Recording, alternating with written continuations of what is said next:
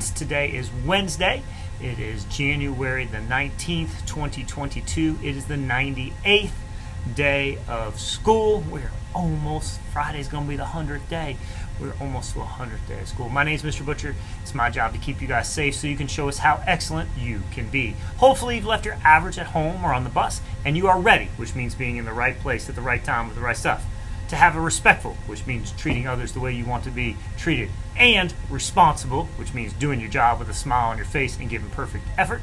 A ready, respectful, and responsible day. Speaking of responsible, one of our first responsibilities each day is to be ready to show respect for the rights that we have in this country and at this school. We do this by daily saying the Pledge of Allegiance, doing our school pledge, as well as our moment of silence. When we do our pledges, we want you to stop what you're doing, stand up tall, put your hand over your hearts like this. We want you to say the pledge loudly, clearly, and with pride. We are 98 days in. You should know these words by now. So let's go ahead and do that now. I pledge allegiance to the flag of the United States of America and to the republic for which it stands, one nation, under God, indivisible, with liberty and justice for all. Please remain standing for the Kennedy School Pledge.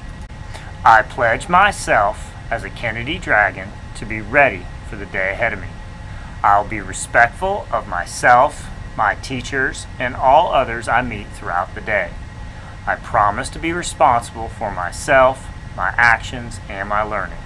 I'll work my hardest to be the best dragon I can be.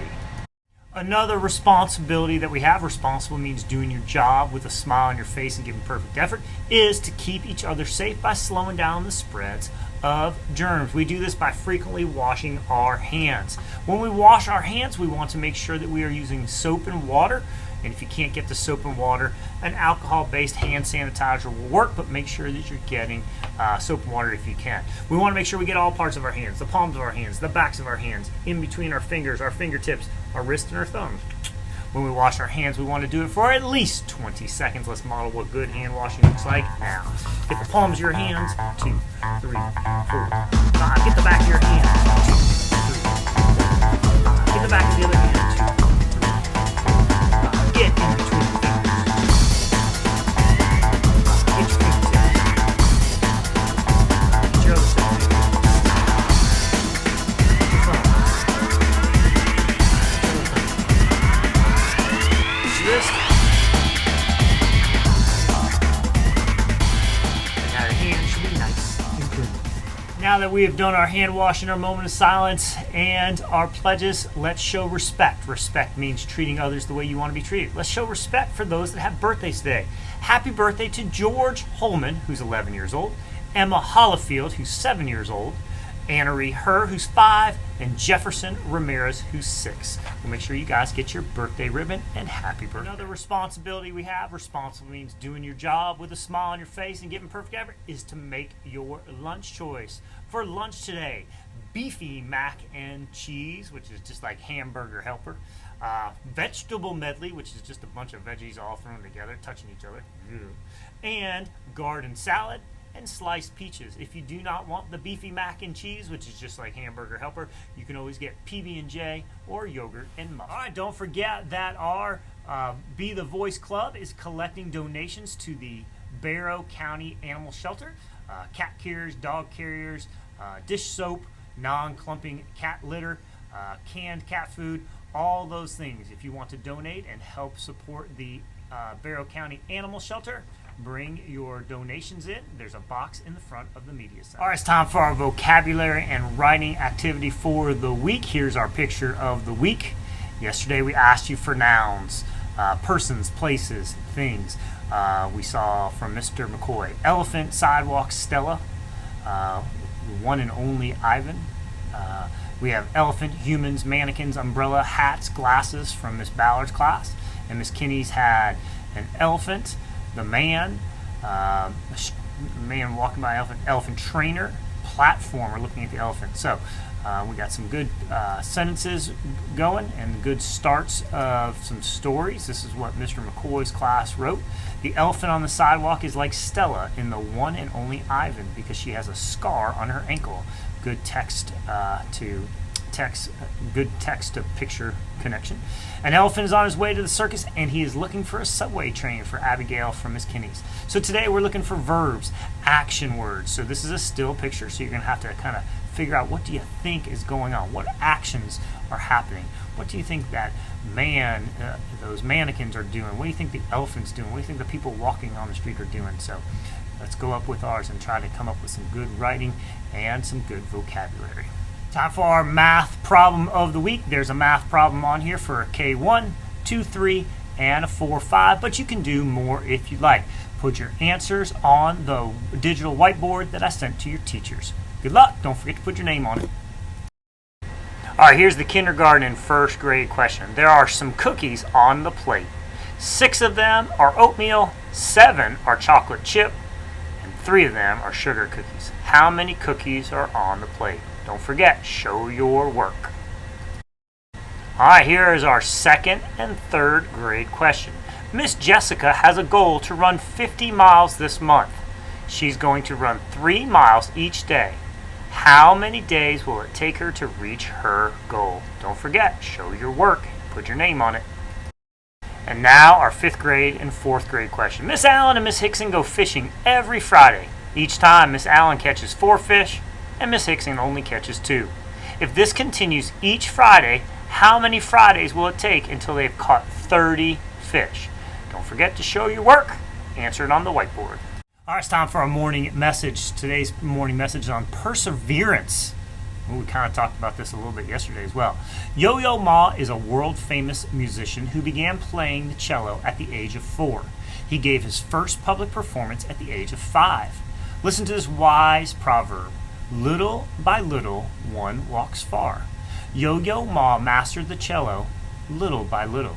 As he studied his music, he would learn 2 small measures at a time until he learned the entire piece. He took 1 small step at a time until he reached his goal. Through his study of music, he learned a valuable lesson about life. If you are faced with a difficult job to do, or if you have a school project to do that seems too difficult or hard, just remember what Yo-Yo Ma said and complete 1 small piece of the project at a time.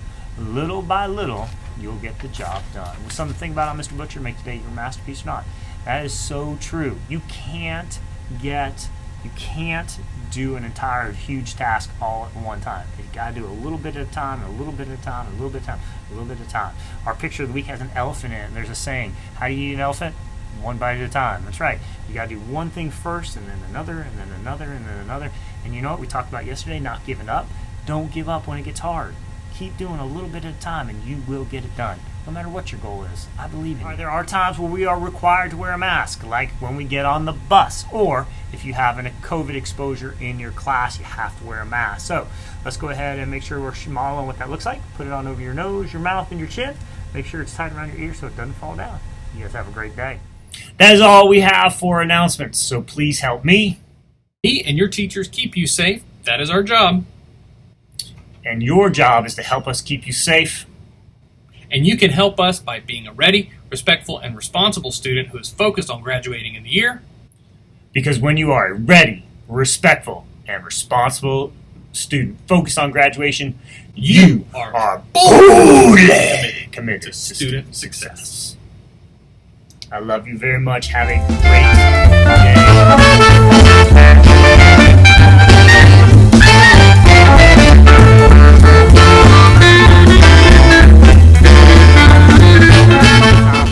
Read Aloud. Today's Read Aloud is The Chizzywink and the Alamaguzlum. Its author is Tony Johnston. Author is the person that drew the pictures, and the illustrator is author is the person that wrote the words. Sorry, and the illustrator is Robert Bender, and of course the illustrator is the person that drew the pictures. So this is a fiction book, and so I'm going to try to model which means it's not real. It's a story that didn't really happen. So it's a fiction book. I'm going to try to read this and model what good readers do, which is read the words fluently, at a good pace, not too fast, not too slow, and try to read the words correctly. And if I make a mistake, fix it. As I read, this is a great time for you to practice what good readers do as they're listening to a story, whether they're reading it themselves, listening it in their head, or if they're listening to someone else read. And that's because it's a fiction book. We're going to focus on the characters, who or what the story is about, the setting, where and when the story takes place, and the sequence of events, what happens first, next, and last. And also, too, good readers will ask themselves questions. What just happened? How did it just happen? What do I think is going to happen next? And so here we go. The Chizzywink and the Alamaguzlum. This is going to be fun, I think. I think there might be an alligator in this. Who knows? And I think it's going to happen in the story, in the forest. Zeke and Zelda lived in an old house deep in the piney woods. So we got two characters, Zeke and Zelda already. And we have a setting where piney woods, deep in the piney woods. One night they were dozing off when a voice outside called, "Let me in! Let me in! I want to sip your sweet blood! Yum!" When Zelda heard this, Zelda said, "Zound, Zeke! Fetch the hound! Pile the counterpanes in mounds! I need a mite of sleep!" Uh-oh. So Zeke set the hound beside the door to keep the varmint out. Varmint. That's a crazy word. I wonder what that means. He piled another quilt on the bed to mute the sound. Then they scrooged down under the covers and snoozed again. A varmint's kind of like a critter. And quilts are like blankets. But soon the voice called louder, "Let me in, let me in, I want to sip your sweet blood, yum!" Zelda sat up and cried, "Zound, Zeke, fetch the hound, pile the counterpanes in mounds. While you're at it, fetch the tusker, I can't sleep a whisker." So there's still something out there. Zeke sent another hound with the first. He fetched their wild boar too, to keep the whatever it was out. He piled another quilt on the bed, and he scrooged way down and snoozed again. But almost at once the voice boomed, "Let me in, I want to sip your sweet blood, yum!" So a boar is like a pig. Zelda screeched, "Zound, Zeke! Fetch the hound, pile the counterpanes in mounds, fetch the lizard from the sink, I can't sleep a wink." To oblige, which means to help her out, Zeke piled more quilts on. He set another hound with the rest, and he hauled the alligator in to keep the critter out. They scrooged down to the foot of the bed, and soon were snoring again. But that voice droned like a buzzsaw through hardwood. Let me in, I want to sip your sweet blood." Zelda was grumpy as a woke-up grizzly by then, and she hollered, "Zound, Zeke, I can't sleep! Let that blood sucker in!" Uh-oh, Zelda's not happy. So he flung the door wide open. What do you think it is? What do you think it is? Make a prediction. The hounds bayed, the tusker snorted, the alligator bellowed, for in zoomed, what do you think? An enormous chizzywink. What is a chizzywink? Looks like a mosquito to me. Zeke ducked and screamed, "It's the biggest mosquito I've ever seen!" It buzzed all over, closer and closer, whining, "Now I'll sip your sweet blood, yum!" A mosquito that talks? But Zelda yelled, "Zound, Zeke, do something quick, fetch the Alamaguzulum." So he grabbed the jug and poured some, nothing sweeter than Alagazulum, yum. The Chizzywink guzzled till it bloated up, then dozed off on the floor. And as soon as she saw that, Zelda hooted, "Zound, Zeke, fetch the broom, stand back and give me room." What do you think Zelda's going to do with that broom? She swung with all her might and swept the Chizzywink into the night. That's what I thought she was going to do. Then they went back to bed. All was still. Nothing spoke, nothing buzzed, As she closed her eyes, Zelda saw something. She said, "Zound, Zeke, I can't sleep. The sun is coming up." So they got up too. They piled flapjacks in a mound, drowned them in syrup, and ate them. And they both agreed, nothing sweeter than alamagazoolam. Yum. Flapjacks are pancakes. Alagazoolam is like syrup. The Chizzywink and the alamagazoolam. Hope you enjoyed.